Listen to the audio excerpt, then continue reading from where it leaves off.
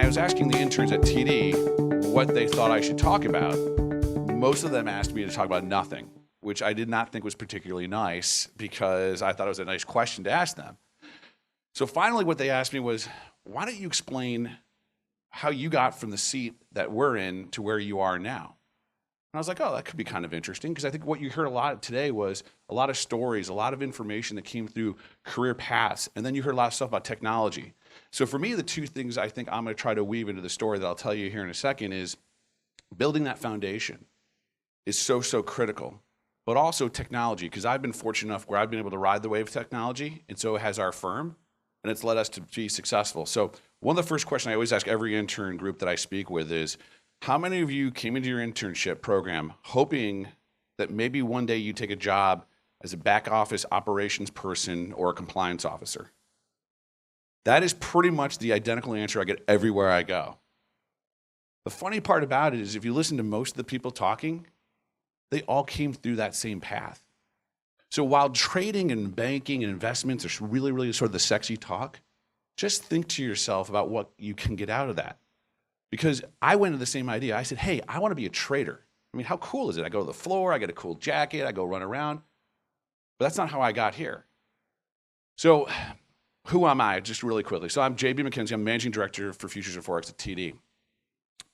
But what's interesting about it is most people think of TD as a bank. We're not a bank. We actually are one of the largest retail, self-directed retail brokerage firms out there. So some people say, who's the largest? And if you work in San Francisco or you work for Charles Schwab, you'll say they are because they're largest based on assets. If you speak to TD Ameritrade, we'll say to you, no, we are, because we do more trades than E-Trade and Schwab combined. So we're going to go with us as being the largest, if you don't mind. But what I want to say is my path was different. I graduated from Middlebury College in Vermont with a biology and psychology major, going to be pre-med. I took organic chemistry, and I realized I was not going to be a doctor. So I went into consulting because that seemed to be the next closest thing that made sense in New York. But what I actually got exposed to in New York was I got exposed to actually working in the financial markets, and specifically with equity markets. So I worked at Morgan Stanley, I worked at Smith Barney, I had a chance to work at AXA Financial Solutions. I worked at a bunch of these banks and financial firms where I started learning about technology was changing their world. And slowly but surely I was like, man, what am I doing here that I haven't looked that much closer at technology? So I started doing that. So I went back to the University of Notre Dame, got an MBA, and I came to Chicago and I worked for a technology consulting firm for 1 year, and a good friend of mine tapped me on the shoulder and said, hey, there's this thing called futures. You should come check it out. I think you'd love it. Their technology is changing rapidly and they need help. So of course, the first thing I thought about futures is, what is it? And I Googled it. At the time it would have been Yahoo'd it, so I apologize. But when I did it, what came out of it was the clip from Eddie Murphy in Trading Places that ends with a statement of, you guys are a bunch of bookies. We are not, I swear. But it was interesting because that was the mentality it was.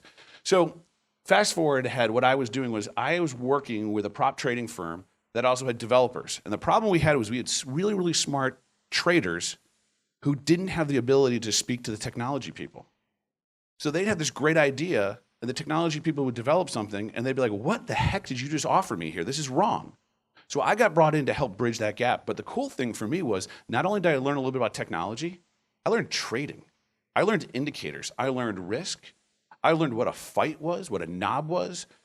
I learned how to lose money fast. I learned how to make money fast. I saw every single thing out there that you could see from a trading standpoint, and it was unbelievably cool and interesting. And I said, maybe this is something I want to do. And so a friend pulled me aside and said, hey, I'll fund you. And then I found out what my salary was going to be, and I was like, I'll stay over here instead. Nothing against trading, but I said that wasn't going to be for me. But the next thing we did at this firm was we started identifying there were other trading firms out there that were interested in using our technology, and we could use that as a hook to make them sticky with us at our clearing firm. So all of a sudden, I started going out to these prop firms and offering them risk tools, different trading platforms. We started actually one of the very first co-located trading platforms. And this is what I think is so funny. The technology advancement that we came up with, citrusing into a server located in New York. It took off a half a second. Good friend of mine who's at a different prop firm now, they're like, oh yeah, we're down to nanoseconds. But we thought we were so brilliant at the time. It was like, holy smokes. It was the horse and buggy versus a car. It was ridiculous what we didn't realize. But what we figured out was there was an opportunity to take that technology, sell it out there. So what did I do there? I actually learned what those trading firms were doing. I learned how to manage a book of business. I learned how their risk tools worked, how they were concerned, and how they developed their risk schemas and measurements to figure out how they measured success from their traders. But the other thing I learned was sales. I learned how to sell, not just the products we had, but me. So another foundational thing that's out there, you start to pick up along the way. So as that kind of came along, I started moving into, I went over to a firm, another FCM, I learned about API technologies. And this was actually going to multi-asset firms across the equities and the future side to bring trading together.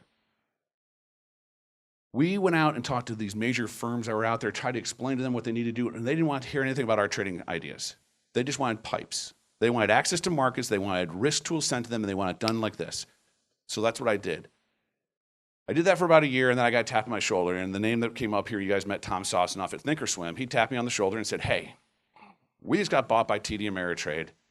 We think there's an opportunity here for you to come over because there's some stuff we want to expand out. We'd love you to do it. And I said, wow, that could be a really cool idea. So those of you who don't know who Thinkorswim is, Thinkorswim was one of, I would argue, disruptive technologies that came out. And what they did was they went after the self-directed retail trader interested in trading options, trading derivatives.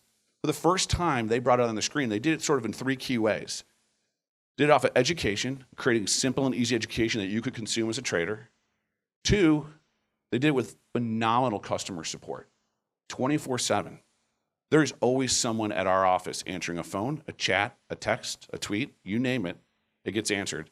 And the last thing was technology. They had a technology platform that was second to none, and we've continued to develop from there because it actually gave access to the self-directed trader to what they get in Bloomberg. We have over 400 different studies on our iPhone app. That's more than some firms have on their platforms today. So as we started to develop it, another gentleman there who's a really smart guy by the name of Don Roberts tapped me on the shoulder and he said, you know, I'm watching these options traders and all of a sudden they're looking at the futures markets. What do you think? Do you think we could try to make this thing work? And I was like, you know, this could be a really cool opportunity. We should go figure this out. I said, how big of a team do we have? What do we have? He's like, it's you and me. I was like, what? What about TD? They're like, no, they don't do it. So all of a sudden, it was the same thing. What did I have to do? I read through every firm's account opening documentation that was out there.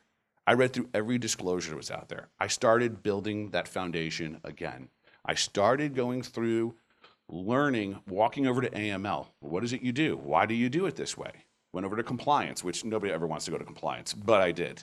And you went over there and did the same thing and started asking, what are they looking for? What were their concerns?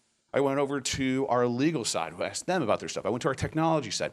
We started going down this path where we actually built a business that was almost non-existent at TD at the time. So the reason I say this to you is I think foundation is so critical, and I think it's so easy to get pulled into the, hey, I'll go quickly Google this. The human interaction and the knowledge you can get from other people is absolutely second to none. But people always ask me, so what was the end of the story? So this first part of that story was I got the tools I needed to be prepared when Donnie decided to retire to take over futures and forex at TD. So not only did he help educate me to make me feel comfortable and I was able to be successful within the firm, he got all of our senior management to believe the same thing, which is fantastic. Again, that goes back to that relationship piece and so forth. Now, as part of the success, I'll tell you about the technology. So what happened to that? A lot of people ask us. Our first year, we opened over 15,000 retail accounts that traded futures, which is pretty good. We felt really good about it. We now have over 100,000. We measure our trading based on DARTs, daily average revenue trades. On the equity side, you know, it's always been very heavy options. It went from 2% to 12%. But here's the thing that's really cool about that. At the same time, our equity trading grew by 30%. So think about that. We went from 2% to 12% while they were still growing at 30%. We were kind of kicking ass, I'm not gonna lie to you. It was cool, and it was amazing. And the reason it was because we were using the same formula that worked. Educate, answer questions, and create cool technology. The other part about it, which is the part that I would tell you that I am the most fortunate about, and this comes down to technology, and I think you guys are in a very unique spot for this, is I was fortunate enough for this to come into all of your hands every single day. Because the average retail trader is on their phone all the time. Actually, they did a study. I think it is, you check your phone almost 800 times a day. Just think about that. 800 times a day. 25% of our trades come from this. So what we were able to do was ride that wave where markets and news, by the way, news doesn't stop, right? It's not like, oh, hey, you know what? It's 3 o'clock, you know, nothing else is going to happen in the world. No, not at all. How do you access the news? Every single one of you use this. You do Twitter, you get it pushed to you and everything else. And so that's what we did. And so I was fortunate enough to ride that wave, and I've continued to utilize it as much as I can, whether it's through my own social media presence, our firm's presence, or what else we can do.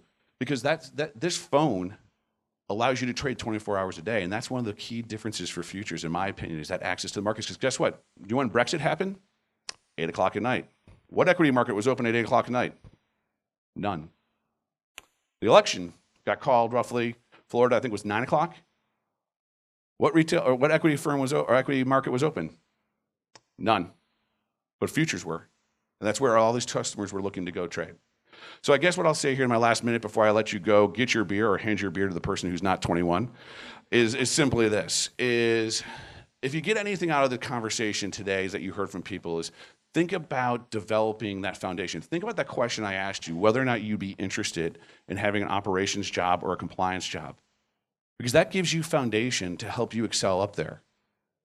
And I would also say keep thinking about the technology, but the last thing I promise is this, is when I asked my interns the question about what they thought about me talking about, and they asked about this, the one question they asked me was, hey, can you tell me about your peers? I said, sure, absolutely. You know, I've been in this business for over 15 years, so what do?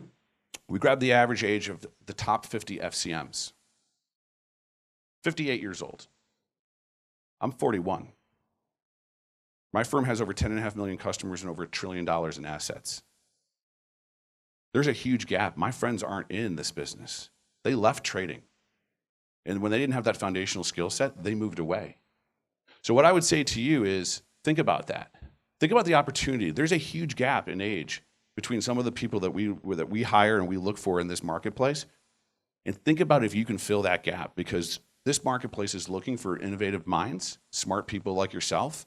And it's really easy to say, I want to be a trader. It's a lot harder to say you want to be a compliance officer or not. Well, you don't want to do that. Be an operations person. So I would say to you, think about it and challenge yourself to think a little bit different. So thank you very much for having me here.